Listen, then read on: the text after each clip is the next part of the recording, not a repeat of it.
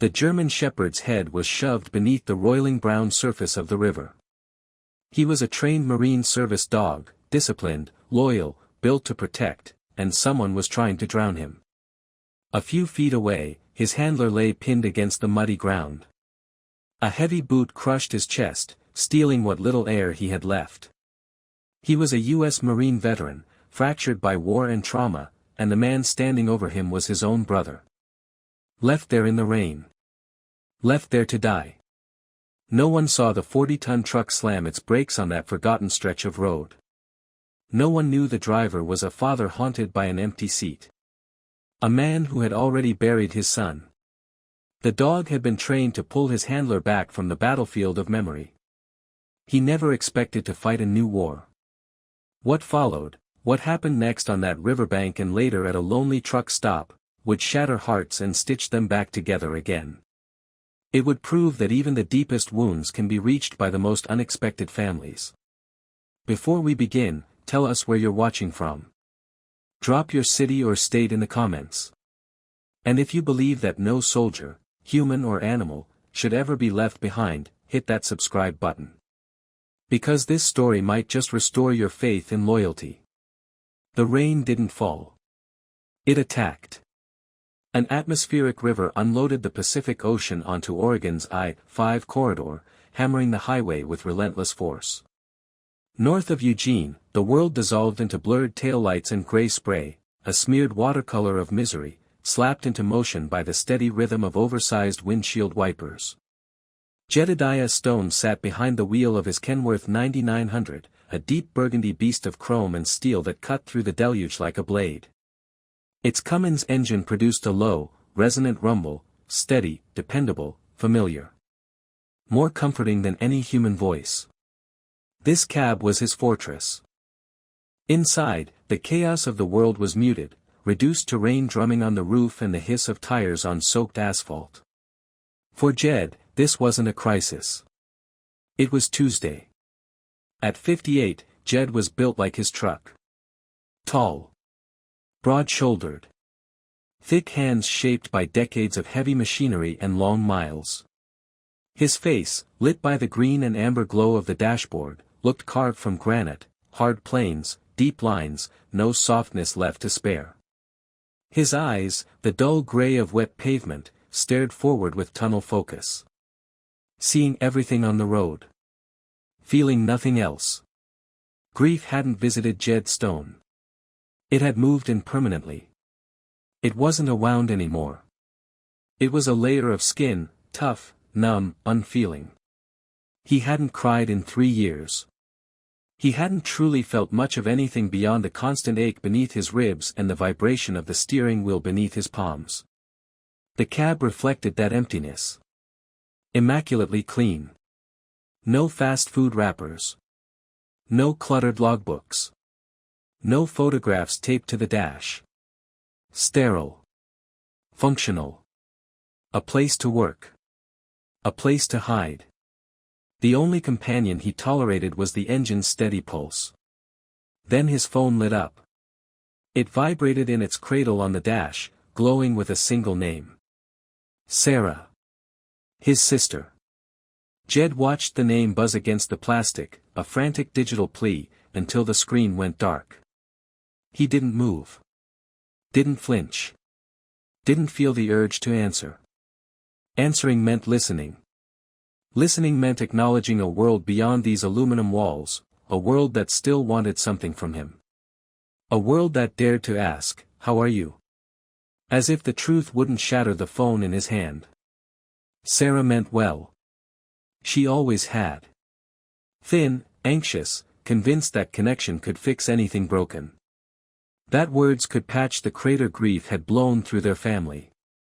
Jed knew better. He preferred diesel. Torque. Forward momentum. No judgment. No feelings. Just road. To his right, the passenger seat sat empty.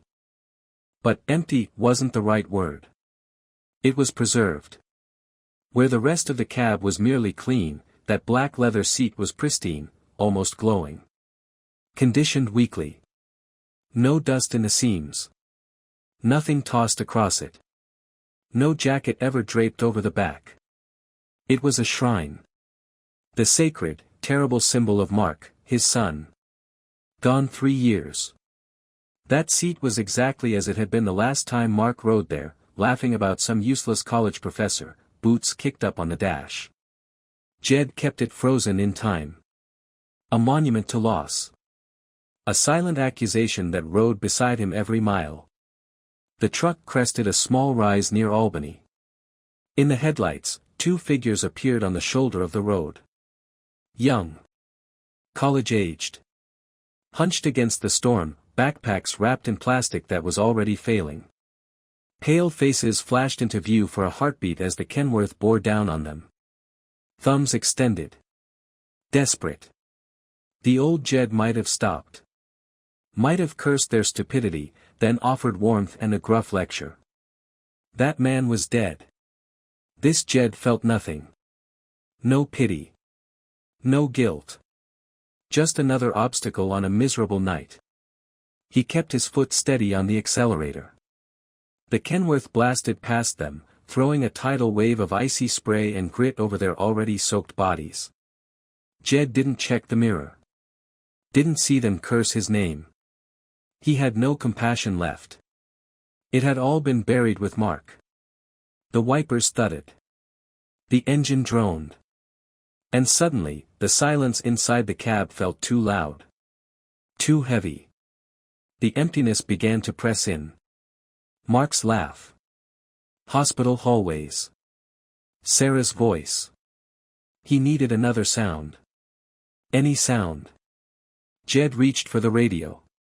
Static exploded through the speakers, harsh, tearing, before settling on a local AM news station. The broadcaster's voice was overly serious, the kind that reported bake sales with the gravity of war. Officials are urging drivers to stay off the roads if possible. The rainfall has been, well, biblical, folks. We have reports of a multi-car pileup at the 205 interchange caused by severe hydroplaning. 1 fatality confirmed. Jed's grip tightened on the wheel. His knuckles went white. Hydroplaning. Fatality. Rain. Each word struck like a hammer, echoing through old caverns in his mind. The voice continued, oblivious. It's a tragedy, plain and simple. Please, drive safe out there, Oregon. Safe. The word shattered him. A raw, animal sound ripped from Jed's chest, something that hadn't escaped in 3 years. Safe, he roared, the word jagged with glass. His fist flew. He didn't aim. He slammed it into the radio console with every ounce of buried grief. Plastic cracked. The broadcaster's voice died in a burst of static. The truck swerved. Horn blaring, tires screaming as the rig drifted toward the median. The rumble strip jolted him back to reality. No. Jed shouted, wrestling the wheel. Trailer pulling one way. Cab another. He overcorrected, then corrected again, finally muscling the 40-ton rig onto the gravel shoulder. Air brakes hissed as the truck shuddered to a violent stop. The engine idled. Ticking. Like a clock. The only sounds were the frantic slap of wipers and Jed's ragged breathing. He was gasping now, air refusing to reach his lungs. Sweat, rain, maybe tears, burned his eyes. He leaned forward, forehead pressed to the cold steering wheel, body trembling. A broken giant inside a steel shell. After a long minute, he lifted his head. His eyes locked on the passenger seat. Pristine. Untouched. Accusingly empty. For the first time in years, Jed wondered with brutal clarity what, exactly, he was running from. The cab felt suffocating. A vacuum. Rain hammered the roof, sharp, angry. He was exposed. Vulnerable. Move. The order came from somewhere old and primal. Jed wiped his face with a greasy rag, diesel and old coffee grounding him. With a metallic groan, he eased the Kenworth back onto the black ribbon of I-5, merging with brute force that made a nearby sedan swerve and honk. He didn't care. His patience wasn't thin anymore. It was gone. He drove another 20 miles through unrelenting rain. Then he saw it. Brake lights. A sea of glowing red stretching endlessly ahead. Traffic. His radio was dead. He didn't know why it was stopped, only that he was trapped. Boxed in. A beast in a cage. Claustrophobia rose hot and acidic in his throat. Stopping meant thinking. Thinking meant feeling. An exit loomed to his right, barely visible. The sign was filthy, letters faded. Old Umpqua River Road, no winter maintenance. It wasn't a road. It was a warning. A narrow, two-lane strip that dissolved into mud and gravel, snaking along the river cliffs. A shortcut sane truckers avoided, especially hauling a 53-foot trailer. Jed didn't hesitate. Signal on. Will yanked. The rig groaned as he forced it onto the ramp. Safety didn't matter. Neither did the truck. He just needed to keep moving. The road stopped pretending almost immediately. After barely 100 yards, the asphalt surrendered to a slurry of mud and loose gravel. The Kenworth's drive tires spun, searching, whining, before finally biting into the muck. The steering wheel bucked in Jed's hands as if the truck itself were protesting this choice. He wasn't driving anymore. He was surviving. The trailer fishtailed behind him, 53 feet of unpredictable mass trying to tear free. Jed leaned into it, shoulders locked, forearms rigid, wrestling the wheel through each slide. To his right, beyond a dense wall of trees, the river announced itself. It wasn't a gentle sound. It was a roar. The Umpqua was swollen and furious, high against its banks, an invisible, churning threat moving fast in the darkness. The night pressed down like a wet blanket, smothering everything beyond the windshield. Jed flicked on the high beams. They were useless. The rain reflected back in blinding white sheets, creating a fog so thick it felt solid. Visibility dropped to nothing. He was driving blind, guided only by the vibration under his tires and the faint suggestion of a road curving through blackness. This was the isolation he'd chased for years. And he had never felt more lost. His only goal now was to find a place wide enough to stop, some patch of gravel where he could kill the engine, sit in the dark, and let the night swallow him until morning. Just let the day end. The road twisted hard. Jed rounded a vicious hairpin turn, headlights swinging wide like a theater spotlight slicing through the storm. The beam cut across wet trees, flashing rain, then, suddenly, the riverbank itself. Too close. The light landed on a patch of churning brown water right at the edge of the road. That's when the sounds cut through everything. The first sound was a snarl. Not a bark. Not panic. A deep, trained, chest-borne growl, the kind that vibrates with authority. The sound of a German shepherd doing exactly what it had been trained to do. I am the line. Do not cross. The second sound shattered it. A yelp, high, sharp, filled with pain, cut off abruptly by a wet, choking noise. The protector had been struck. Then came the third sound. Human. It wasn't a word. It was a fractured, desperate roar torn straight from the soul. A scream of agony and terror. Don't. Don't hurt him. Please, don't. That sound slammed into Jed like a fist. It was the same sound. The sound he'd made in a hospital hallway 3 years ago. The scream you make when the world ends in front of you and there's nothing, you can do to stop it. Jed's foot moved before his mind caught up. He slammed the brake pedal. The Kenworth's air brakes shrieked, metal screaming in protest as the massive rig locked up. The trailer jackknifed slightly as the truck slid a terrifying 20 feet through the mud before shuddering to a halt. The engine idled. The headlights stayed fixed on the riverbank. Jed sat frozen for a single heartbeat, the echo of that scream vibrating in his chest, harmonizing with the ghost beside him in the empty seat. Then he was moving. The cab door flew open with a metallic crash. Rain lashed his face as he jumped down, boots sinking deep into the cold, sucking mud. He didn't hesitate. Didn't think. He reached into the side compartment and pulled out the iron bar he used for checking tires, a solid 3-foot length of steel. Heavy. Cold. Familiar. It fit perfectly in his grip. Jed left the headlights on high beam, turning the riverbank into a harsh, overexposed stage. The scene was worse than the sounds had promised. A large man stood at the edge of the water, thick-bodied, broad-shouldered, built solid by cheap beer and long-practiced cruelty. Rain plastered his thinning hair to his skull. His face, lit stark white by the headlights, was twisted in focused rage.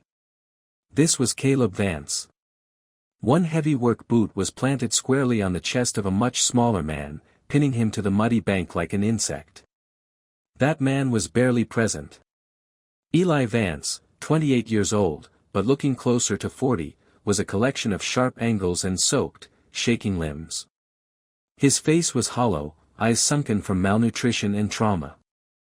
He wore a faded Marpat field jacket, the digital camouflage a ghostly reminder of a war that had already tried, and failed, to kill him. Eli wasn't fighting back. He wasn't even aware of the boot crushing his chest. His eyes were wide but unseeing, locked on something far away. His hands clawed uselessly at the mud as his body convulsed in the grip of a violent flashback. He wasn't in Oregon. He was somewhere else entirely. And then there was the dog. Caleb was using both hands and his full body weight to force the German shepherd's head under the churning brown water. The dog's powerful body thrashed, back legs scrabbling for purchase on the slick bank. His paws clawed at Caleb's arms, leaving long bloody scratches that went unnoticed. The only sign he was still alive was a frantic stream of bubbles breaking the surface. "This is your crutch." Caleb roared over the storm, pushing harder. "This thing you love more than your own family. You'll learn to live without it, you useless waste." Eli sobbed, a thin, broken sound. "Please, Rook." The name fell from his lips like a prayer. The dog's struggles weakened. His lungs burned. He was losing. But Rook wasn't just a pet. He was trained. Focused. Loyal beyond reason. In one final, agonizing burst of instinct and discipline, he twisted his neck, breaking the surface for less than a second. Not to breathe. To strike. Rook's jaws clamped down on Caleb's right wrist with crushing force. The scream that erupted wasn't rage. It was pure pain. Caleb howled, instinctively tearing his hands away to clutch his bleeding arm. Rook collapsed onto the bank, a sodden heap of fur, sides heaving as he coughed up river water. He tried to stand. His legs gave out. Caleb looked at the blood pouring down his arm, and snapped. "I'll kill you," he bellowed, raising his boot to stomp the life out of the choking dog. "Leave him." The voice wasn't loud. It was absolute. It rolled through the storm deeper than thunder, deeper than the truck's engine, a sound of command that froze the world in place. Caleb halted mid-motion, squinting into the blinding headlights. He hadn't heard the truck stop. He hadn't heard anything but rain and his own anger. Now he saw the shape emerging from the light. Jed Stone stepped forward, rain streaking his graying hair, iron bar hanging loose in his right hand. He didn't look like a man. He looked like judgment. He didn't glance at Caleb's bleeding wrist. Didn't look at Eli on the ground. His eyes were locked on the struggling dog. Caleb felt fear, real fear, for the first time that night. Jed took another step, boots sucking free from the mud with a wet sound. He pointed the iron bar, not at Caleb, but at Rook. "You touched the dog," Jed said, voice low and grinding, "you touch me. Caleb's eyes flicked between the bloodied bite marks on his arm, the steel bar, and the massive, unmoving wall of a man holding it. Bullies survive on intimidation. And his currency had just gone worthless. "You're crazy," Caleb spat, rain and blood mixing on his lips. "That's my brother." Jed stepped closer. "I don't care who he is," he said evenly. "You're done. Go." Caleb hesitated, searching for an angle, a weakness. There was none. With a final curse, he scrambled backward up the bank, clutching his arm. He ripped open the door of a rusted pickup hidden in the shadows. The engine roared to life, wheels spinning in mud before the truck lurched onto the road and vanished into the storm. Silence rushed in to fill the void, broken only by the river and the steady idle of Jed's Kenworth. Jed lowered the iron bar. The adrenaline drained away, leaving cold and ache behind. He turned toward the bank. Rook lay trembling violently, coughing water from his lungs. But even now, barely alive, the dog wasn't focused on himself. With a distressed whine, he dragged his body toward Eli. A soldier crawling back to his post. Eli lay exactly where he'd been left, rocking slowly, eyes still lost. "Get down, fire in the hole, they're coming."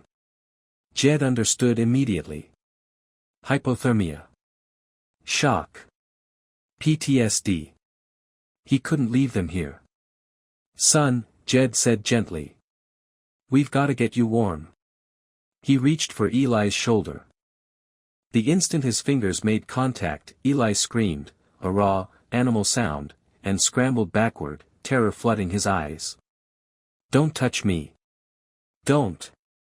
Jed pulled his hand back, palms raised. "Okay," he said quietly.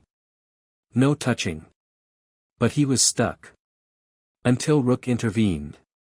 The dog forced himself upright and planted his shaking body between Jed and Eli. Then he barked, sharp, singular. A command. The effect on Eli was immediate. The rocking stopped. The chanting died. His eyes found the dog. "Rook," he whispered. The dog barked again, then turned and limped toward the open cab. He climbed inside. And waited. Eli followed. Eli moved like a man underwater. His body obeyed before his mind could argue. He grabbed the door handle, hauled himself up, and collapsed into the cab, landing hard on the rubber floor mats at the foot of the passenger seat.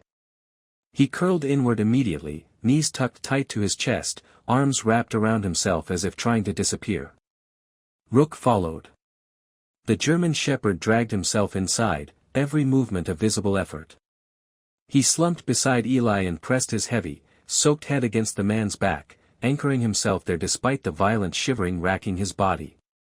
Jed stood outside in the rain for a moment, staring at the scene. It was the strangest thing he had ever witnessed. And the most efficient. He didn't question it. Jed climbed back into the driver's seat and slammed the door shut. The enclosed space changed everything. The solid thud of the door. The sudden closeness. The unfamiliar smell of wet fur and river mud. For Eli, the cab transformed. The truck became a Humvee. The rain on the roof became machine gun fire. The stranger in the driver's seat became the enemy. "No!" Eli shrieked. He exploded upward from the floor, scrambling back until his shoulders slammed against the passenger door. His eyes were wild, pupils blown wide with terror. Getting out, no, no. His fists came up and hammered blindly at the dashboard. Then they struck the passenger seat. Mark's seat. Jed flinched. The violation stabbed deep, sharp enough to spark anger, but it died instantly when he saw Eli's face. This wasn't defiance. This was drowning. Eli was drowning on dry land. Before Jed could move, Rook reacted. Despite his own violent shivering, the dog surged forward, ramming his wet head under Eli's flailing arm. It was deliberate. Trained. An interruption. Eli shoved him away with a hoarse roar. Rook didn't retreat. He repositioned and jabbed his hard skull into Eli's ribs, firm, precise. Not an attack. A reset. Eli gasped, the impact breaking the rhythm of his panic for a split second. That second was enough. Rook launched himself upward. All 90 pounds of soaked, shivering dog climbed onto Eli's lap, then up his chest, pinning him back against the seat. Rook pressed his full weight across Eli's shoulders and neck, forcing him down with steady, unyielding pressure. Deep pressure therapy. A living weighted blanket. Then Rook began to lick. Relentless. Methodical. Grounding. Rain. Tears. Snot. Fear, cleaned away one swipe at a time. Jed sat frozen, hands locked on the wheel, watching. Eli's raised fists slowly unclenched. The wildness in his eyes flickered, then dimmed, then finally went out. What replaced it wasn't calm. It was exhaustion. Devastating, bone-deep exhaustion. Eli's arms rose, no longer defensive, and wrapped around the dog. He buried his face into Rook's wet fur, his body shaking as silent sobs tore through him. The storm inside him broke. Jed didn't move. Didn't speak. He just let the engine idle. He watched the man and the dog breathe together. This wasn't a pet. This was a protocol. A sequence. A system. This dog wasn't companionship. He was equipment, with a heartbeat. Jed shifted the truck into gear. He didn't head back toward I-5. He forced the Kenworth forward through the mud and gravel, every jolt sending a fresh wave of pain through his passengers. He didn't slow. His mind was running a new calculation, one that had nothing to do with miles or fuel. Heat. Time. He cranked the cab heater until the dial clicked, forcing every scrap of warmth the engine could give into the enclosed space. The vents screamed, coughing out dusty hot air. It wasn't enough. Eli was still curled tight, shaking. Rook's shivering was worse. It wasn't just cold anymore. These were violent spasms, full-body tremors that threatened to tear him apart. Jed knew with sudden, brutal clarity that this was a two-front crisis. The man was holding on to reality by a thread. That thread was the dog. And the dog was dying. If Rook went into shock and died, Eli wouldn't follow in body, but his mind would be lost forever. Jed tightened his grip on the wheel. The priority was clear. The man could wait. The lifeline could not. A glow appeared through the rain. Fluorescent. Artificial. Hope. A massive 24-hour truck stop rose from the darkness, an island of light and diesel fumes. Jed steered past the fuel pumps and parked in the back row beneath a flickering security lamp. He killed the engine.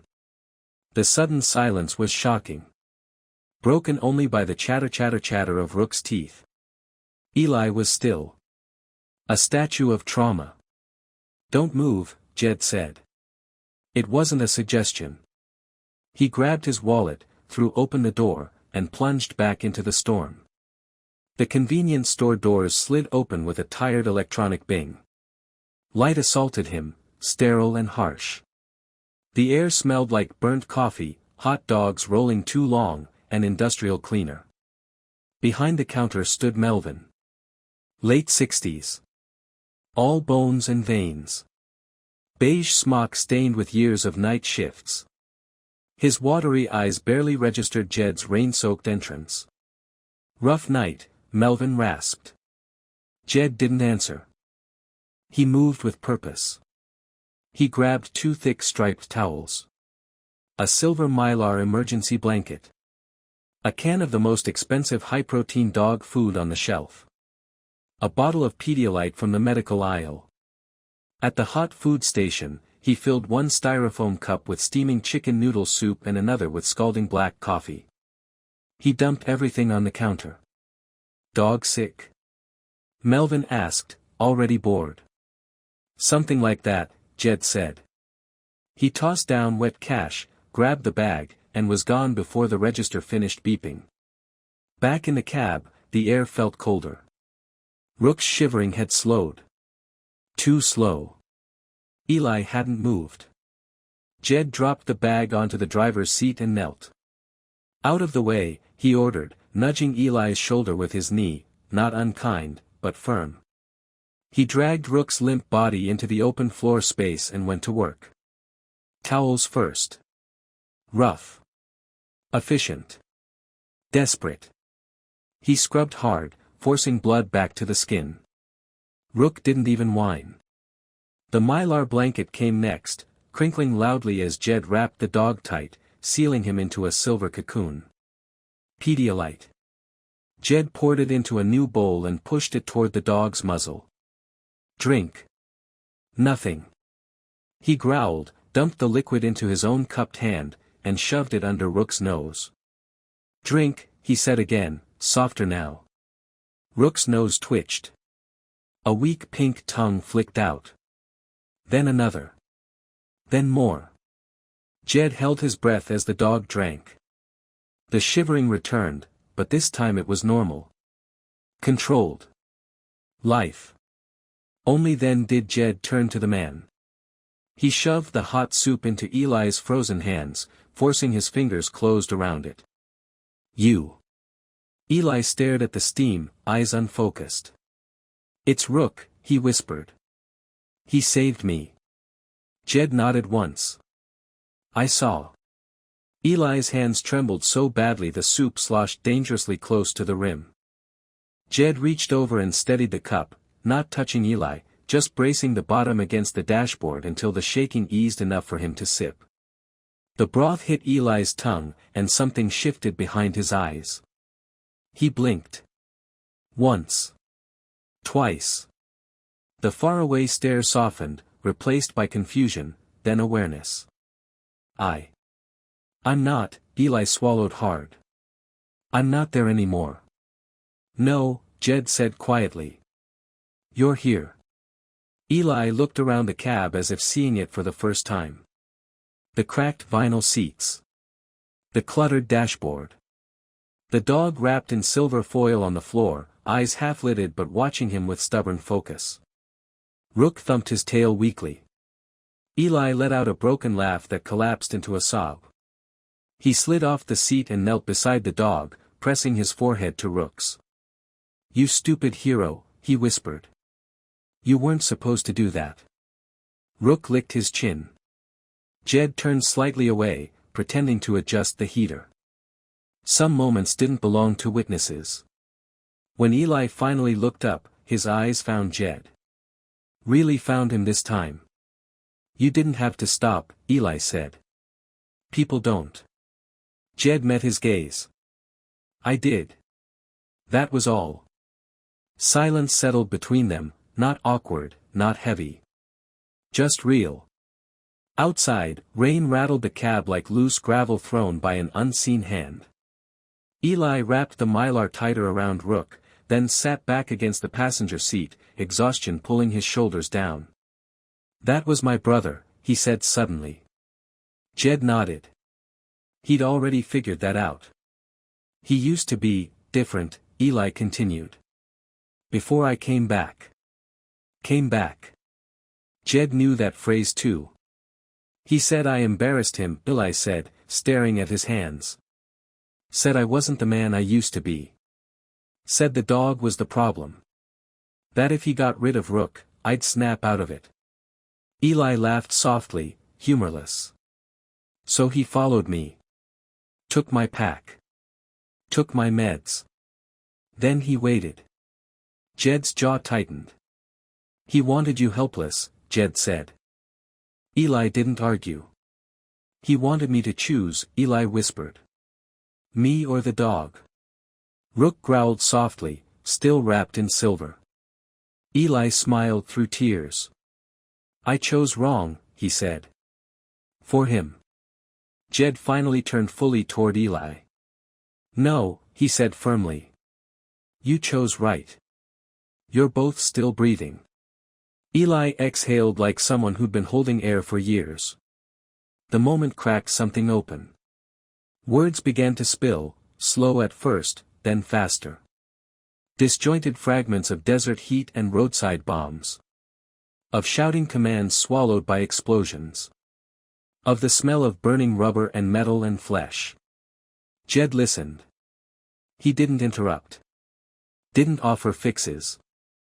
Didn't compare scars. He just listened. When Eli finally ran out of words, the cab felt smaller, but warmer. Jed checked his watch. Dawn was still hours away. "You got somewhere to go?" Jed asked. Eli shook his head. "My brother was my ride." Jed grunted. "Then you've got one now." Eli blinked. "What?" Jed reached up and flicked the interior light on. He opened the sleeper compartment behind the seats, revealing a narrow bunk, clean blankets folded with military precision. "You're staying," Jed said. "Both of you." Eli stiffened instantly. "I can't." Jed cut him off with a raised hand. "You can," he said calmly.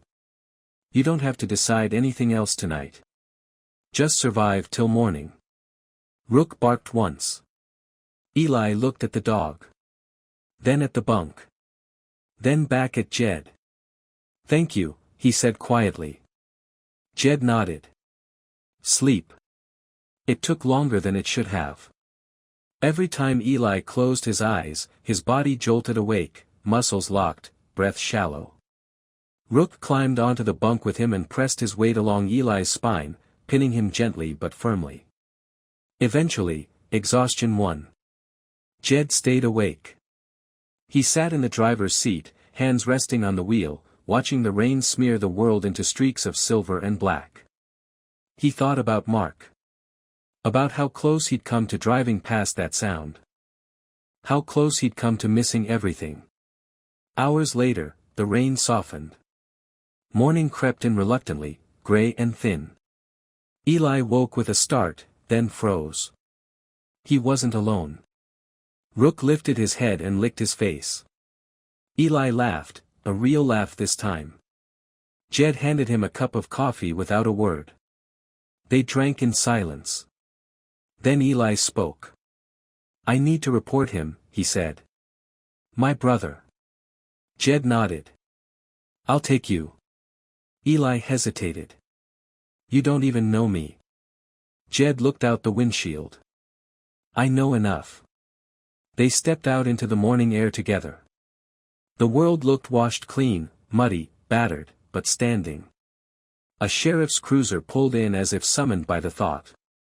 Jed watched Eli straighten his shoulders. Rook sat at heel. For the first time, Eli didn't look like prey. He looked like a Marine. The sheriff's cruiser idled beside the truck, lights off but engine humming, a quiet presence rather than an intrusion. A tall deputy stepped out, rain-darkened hat pulled low, eyes already assessing the scene. Jed stayed where he was. Eli took a breath he didn't know he'd been holding and stepped forward with Rook at his side. "My name is Eli Vance," he said. His voice wavered at first, then steadied. "I need to report an assault." The deputy nodded once, professional, patient. "Take your time," he said. Eli didn't rush. He didn't ramble. He spoke in careful, clipped sentences, facts anchored to time and place. He described the riverbank, the threats, the boot on his chest, the hands forcing Rook's head underwater. The deputy's jaw tightened almost imperceptibly. "And the suspect?" the deputy asked. "My brother," Eli said. "Caleb Vance." The deputy wrote the name down. "Where is he now?" "Gone," Eli replied. But his pickup, rusted Ford, missing rear plate, headed south. The deputy nodded again and keyed his radio. "Copy that," crackled a voice from the speaker. "We'll put out a bolo." As the radio chatter faded, the deputy crouched slightly to Rook's level. "That your dog?" he asked. Eli's hand dropped instinctively to the dog's collar. "Yes, sir." The deputy studied the German shepherd, the silver blanket, the dried blood on his muzzle, the unwavering focus in his eyes. "He saved your life," the deputy said, not as a question. Eli swallowed. "Yes, sir." The deputy stood and turned to Jed. "You the driver?" Jed nodded. "Name's Jed Stone." "Appreciate you stopping," the deputy said. "Not everyone would." Jed shrugged. "I heard something wrong." The deputy held Jed's gaze for a beat longer than necessary. "World needs more folks who stop," he said. Paperwork followed. Statements recorded. Photos taken of Rook's injuries. The deputy offered to call animal control, then stopped when Eli's shoulders tensed. "He's staying with me," Eli said quietly. The deputy nodded. "Understood." When the cruiser finally pulled away, the truck stop returned to its low hum of morning, air brakes sighing, engines rumbling awake, diesel hanging thick in the air. Eli leaned against the Kenworth, suddenly drained. "I don't know what happens now," he admitted. Jed took a sip of coffee. "Next right thing," he said. "That's all anyone ever does." Eli glanced at the trailer. "You hauling something important?" Jed smirked faintly. "Paper towels." Eli blinked, then laughed. "A real one. The kind that surprises you by escaping intact." They stood there for a moment, sharing the quiet. "I can't go back with him," Eli said. "Not ever." Jed nodded. "There's a VA clinic 2 hours east," he said. "Good staff. Real help." Eli hesitated. "And, after that?" Jed looked at Rook. "After that," he said, "we figure it out." They drove east as the sky brightened, trading the river's roar for rolling hills. Rook slept most of the way, curled tight in the sleeper, breathing deep and even. At the clinic, nurses moved fast and gently. Rook was whisked into a treatment room. Eli paced until a vet emerged with a tired smile. "He'll be okay," she said. "Water in the lungs, bruising, exhaustion. But he's strong." Eli sagged into a chair, relief crashing through him. Jed waited. When Eli returned, Rook bandaged and wagging weakly, the decision settled between them without being spoken. "Can I ride with you for a bit?" Eli asked. Jed nodded. "Far as you need." Miles passed. Conversation came in fits, shared silences stitched together by mutual understanding. Eli talked about the Marines. Jed talked about the road. Neither tried to fix the other. By afternoon, they pulled into a quiet rest area. Jed cut the engine. "I've got a delivery tomorrow," Jed said. "After that, I head south." Eli considered this. "There's a place near Medford," he said. "Veterans program. They train service dogs." Jed raised an eyebrow. "Sounds like Rook's resume is already strong." Eli smiled. "They could use a handler," he added softly. Jed studied him. "You thinking about staying?" Eli nodded. "For the first time, yeah." They shook hands, firm, deliberate. When they parted, it didn't feel like an ending. It felt like a handoff. Jed watched Eli walk away with Rook at his heel, both moving a little steadier than before. Then he climbed back into the Kenworth, turned the key, and rolled on, lighter than he'd been in years. The road opened up the way it always did after something heavy, quiet, long, and honest. Jed settled the Kenworth into the right lane, cruise set, engine humming its familiar song. The trailer tracked straight behind him, obedient now, as if the night before had never happened. But Jed knew better. "Some miles stayed with you." He drove through the afternoon without turning on the radio. Silence felt appropriate. The kind that lets thoughts stretch out instead of crashing into each other. Eli and Rook were ahead of him now, somewhere off the highway, starting something new. Jed pictured the way the dog walked, head high despite the bandages, eyes locked forward. A working animal. A partner. Not a crutch. A lifeline. The image stirred something uncomfortable in Jed's chest. He hadn't let himself think about Mark in a long time. Not properly. Not beyond the quick mental nod he gave the empty passenger seat each morning. But that scream by the river. The sound Eli made. It had ripped the seal clean open. Jed saw it again as clearly as if it were happening now.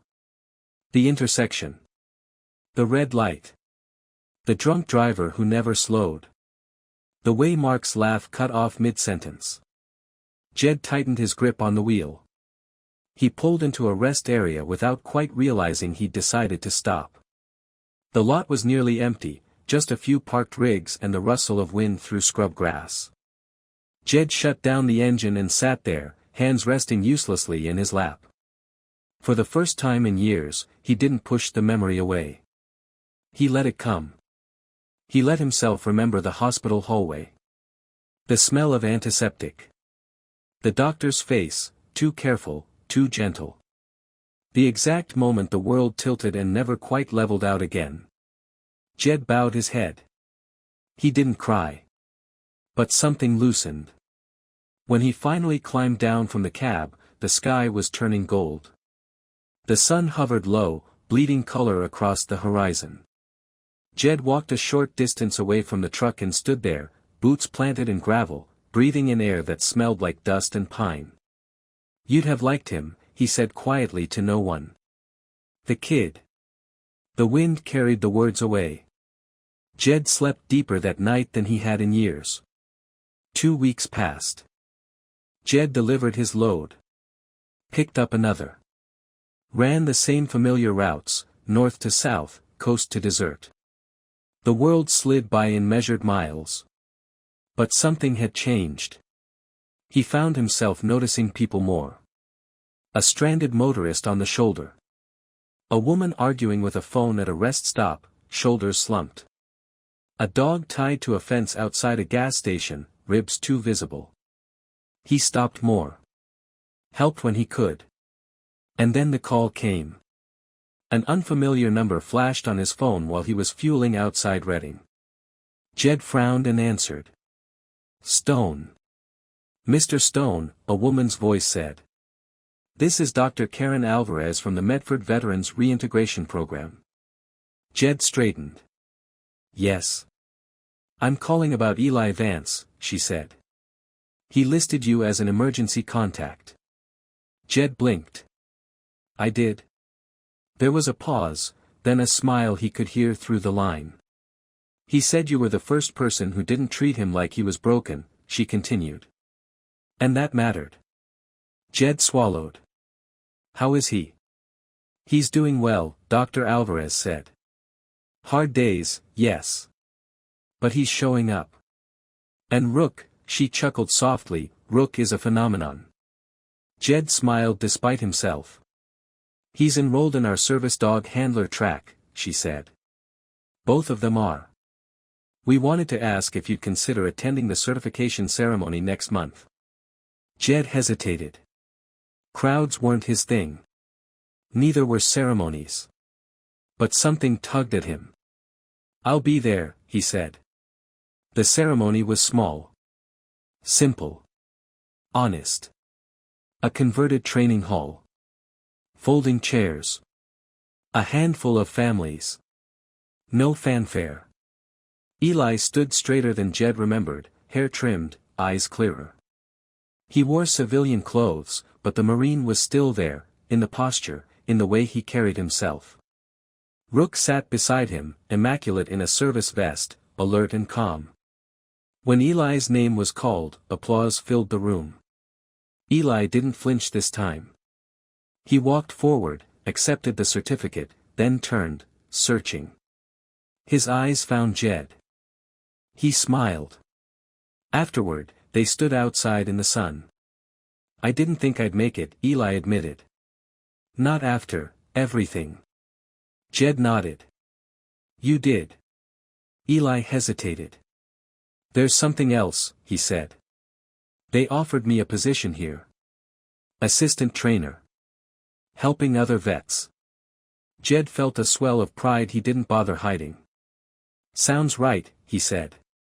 Eli reached down and scratched Rook behind the ears. I wouldn't be here without him, he said. Jed shook his head. You wouldn't be here without you. They shared a quiet moment. Then Eli spoke again. My brother, he was arrested, he said. Assault charges. Animal cruelty. Restraining order. Jed exhaled slowly. Good. Eli nodded. Thank you, he said. For stopping. Jed met his eyes. Thank you, he replied. For reminding me why. They shook hands, longer this time. When Jed drove away, the road felt different. Not empty. Open. Jed didn't realize how much he was looking forward to the next call until it came. He was somewhere south of Eugene, cruising through a stretch of highway framed by tall evergreens, when his phone buzzed again. Same number as before. He answered on the second ring. Stone. It's Eli, came the voice, stronger now, steadier. Hope I'm not catching you at a bad time. Never, Jed said. And he meant it. There was a pause, the kind filled with a smile on the other end. I passed my evaluation today, Eli said. They cleared me for overnight responsibility. Jed grinned. That's so. That's so, Eli replied. Rook nailed every task. Alerts, grounding, perimeter checks. He didn't miss a single cue. Jed glanced at the empty passenger seat. I'm not surprised. Eli laughed softly. They've started pairing us with new arrivals, he continued. Guys who don't talk much yet. Guys who flinch when doors close. Rook, he knows. He goes straight to them. Jed pictured it easily, the dog lowering himself, pressing weight, anchoring chaos to the floor. Animals know, Jed said. They do, Eli agreed. Better than people sometimes. They talked until the highway curved east and Jed needed both hands on the wheel. Before hanging up, Eli cleared his throat. There's something else, he said. Jed waited. They asked me to tell my story, Eli said. At orientation. For new vets. Jed's chest tightened. And? I said yes, Eli replied.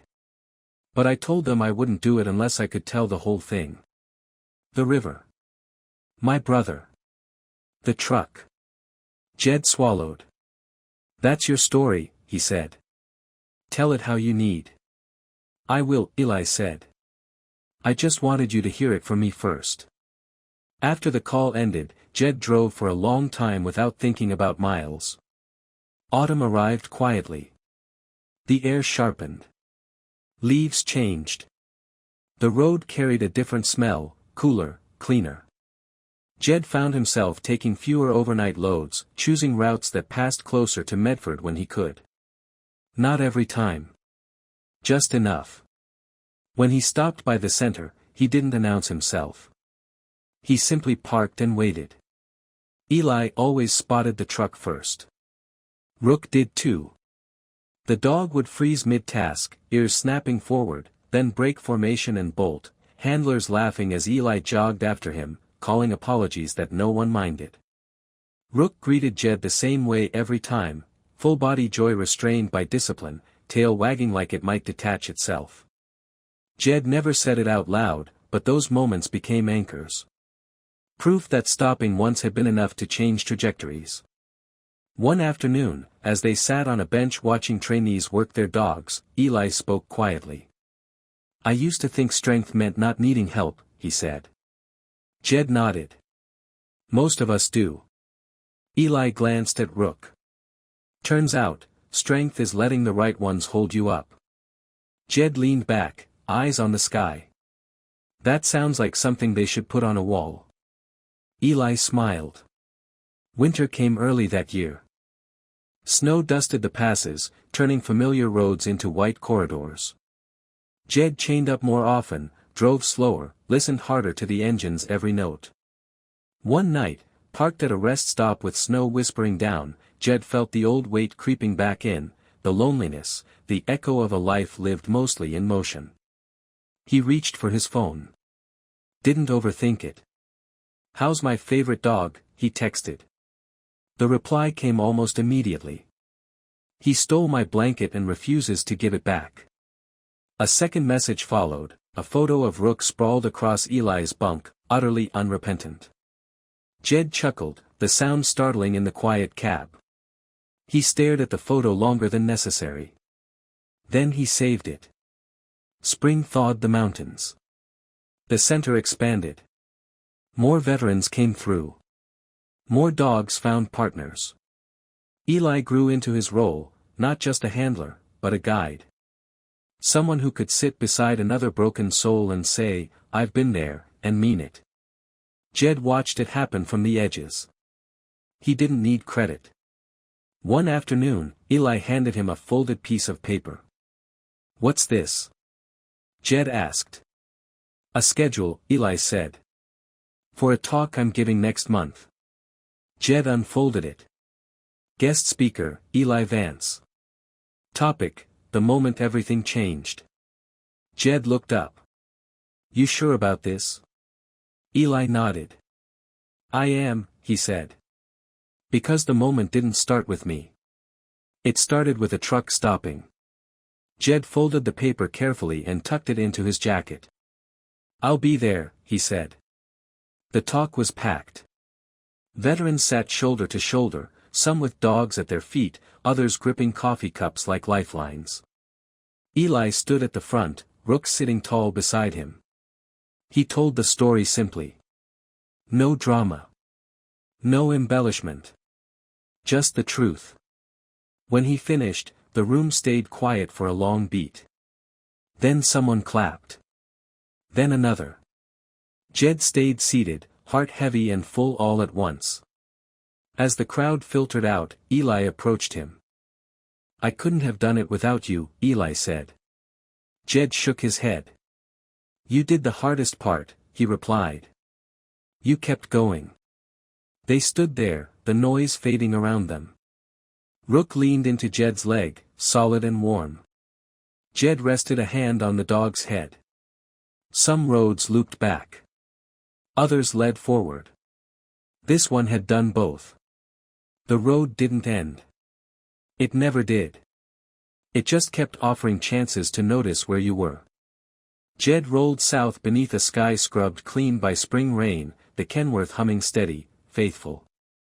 He had a delivery window to hit and a deadline that mattered, but for once, he wasn't racing the clock. He was moving with it. His phone buzzed on the dash. A photo. Rook again, this time in full service vest, sitting squarely at heel beside a young man Jed didn't recognize. The kid's shoulders were hunched, eyes downcast. Rook's posture was perfect. Calm. Present. A caption followed. First day paired. He didn't say much. Rook did all the talking. Jed smiled and put the phone down. That was the thing about good work, you rarely saw the ripples when you made them. You just trusted they'd keep moving. Months passed. Summer leaned in with heat and long days. Jed ran his routes and took his breaks and watched the world slide by in shades of asphalt and sky. He stopped when he felt the pull. Helped when he could. Drove on when it was time. He didn't feel empty anymore. Not full, exactly, but balanced. Like a rig properly loaded. When he pulled into Medford now, it felt less like a detour and more like a checkpoint. A place to reset bearings. The center was busy the day he stopped by unannounced. Dogs moving through drills. Veterans learning routines. Order built gently atop chaos. Eli spotted him from across the yard and raised a hand. Timing, Eli called as Jed walked up. You just missed graduation. Jed lifted an eyebrow. Another class. Another dozen, Eli said. All different. All ready. Rook trotted over, impeccable until the last 3 steps, then leaned into Jed with a happy grunt, tail thumping. Jed knelt and rubbed the dog's neck. Still working too hard, he said. Rook's ears flicked, unapologetic. They stood together, watching a pair practice grounding, dog pressing in, handler breathing through the moment. Eli exhaled. You ever think about how close it all was? He asked quietly. How easily it could have gone the other way. Jed nodded. Every day. Eli swallowed. I used to hate that, he said. The closeness. The randomness. Jed glanced at him. And now? Eli watched the team finish their drill. Now I think it means the small choices matter, he said. Stopping. Listening. Staying. Jed smiled. That's a good lesson. Eli hesitated, then reached into his pocket and handed Jed a small, worn object. A patch. Faded marine green. Frayed edges. A name stitched in block letters. Vance. I carried it with me for years, Eli said. Didn't know why. Thought it kept me tied to who I was. Jed turned the patch over in his hands. And now? And now I know it doesn't, Eli said. It reminds me of where I started. That's different. Jed handed it back gently. Keep it, he said. You earned it. Eli nodded, eyes bright. The call came late in the season. Jed was parked under a starlit sky, cooling off after a long haul, when his phone rang. Unknown number. He answered anyway. Mr. Stone? A woman asked. Yes. My name is Lisa Bennett, she said. I'm calling from the county courthouse. Jed straightened. It's about Caleb Vance, she continued. Your name came up in testimony. Jed closed his eyes. What about him? He accepted a plea, she said. No contest. Jail time. Mandatory counseling. Permanent restraining order. Jed exhaled slowly. Thank you for letting me know. There's one more thing, she added. The judge asked that we pass along a message. Jed waited. He said, quote, tell the man who stopped that night that his decision likely saved 2 lives. The line went quiet. Jed stared out at the dark, the stars scattered like promises you had to squint to see. Thank you, he said. After the call, he sat there a long time, listening to the engine tick as it cooled. 2 lives. Maybe more. Autumn returned with its gold and rust, and with it came the invitation. A simple card. Cream-colored. Handwritten. Community Recognition Night. Honoring service, seen and unseen. Eli's name. Rook's name. Jed's, smaller, at the bottom. Jed almost didn't go. But he did. The hall was modest. The applause sincere. No speeches that overstayed their welcome. When Jed's name was called, he stood, nodded once, and accepted the plaque without flourish. The presenter cleared her throat. Sometimes, she said, heroism isn't a uniform or a title. Sometimes it's hearing a sound you could ignore, and choosing not to. Jed sat down, face warm, heart steady. Afterward, outside beneath string lights, Eli handed him a beer. To stopping, Eli said. Jed clinked bottles. To staying, he replied.